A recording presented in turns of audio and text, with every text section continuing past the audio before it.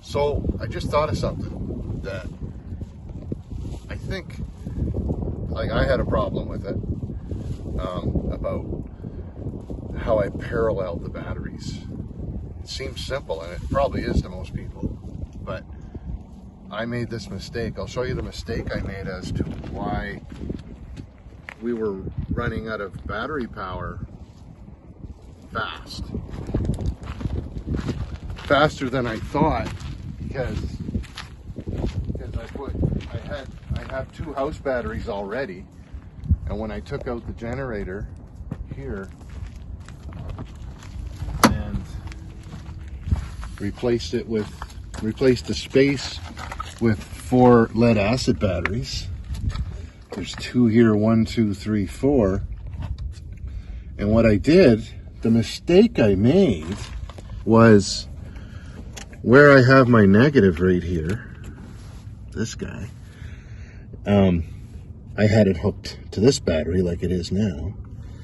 But then my positive lead, okay, right there, that comes from the other group of batteries, I tied it in directly to the same battery here. And that was that. And then I paralleled all 4 batteries. And I thought everything was complete. But the problem was that when I got thinking about it, I wasn't drawing from all 4 batteries. I was only drawing from this one battery because the leads were here and here on the same battery. But here's where I figured out I made the mistake, is that you have to hook up the first negative lead to the first battery, parallel your batteries, and then hook up the positive lead to the last battery, right? And then it's like 4 batteries become 1. And once I did that change, it was we had power for days after that, eh? Yeah.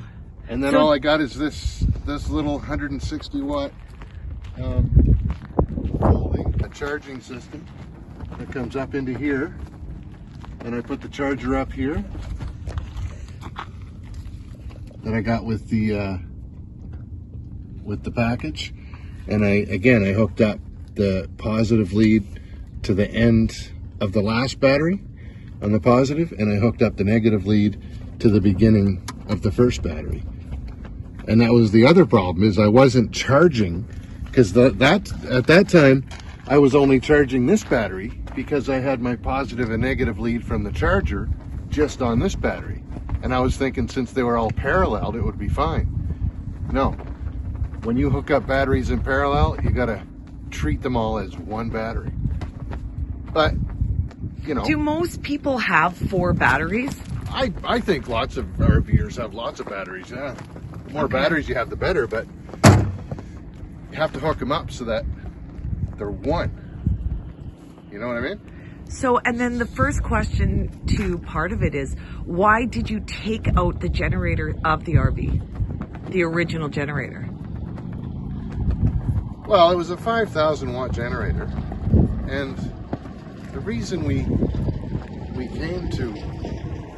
we're coming to Arizona for the winter is so that we don't have to use a furnace because of the temperature. The climate here is super ideal for not having to have a furnace, right? Obviously in the winter. But the other challenge is to live without an air conditioner. So you got to do both, because they're your big power consumers, eh? Or big energy consumers. So if you can eliminate those 2 things, then you're set. So that was the plan. We came here to eliminate those things, among other things. But the generator wasn't going to be any use to me, the big generator, because we're not running an air conditioner and we're not running a furnace. Not that you need the furnace or the generator for the furnace, but the main thing is the air conditioner, and we're not going to be running that. But you still brought a small generator? A small generator just for running the air fryer.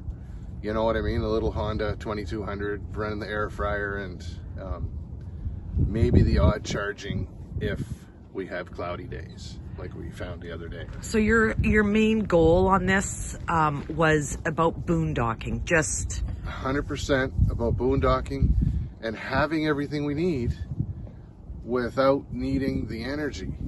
See, Okay. without needing to spend money on gas and spend money on propane and you know, have big generators and all that crap, eh? It's like getting our solar system right, and it's doing good now, eh? it's doing excellent. That's a whole other thing, that because I got 2 solar systems going on, 2 independent power sources on this thing. But that's another story. So Okay, that's awesome. Thank you for that.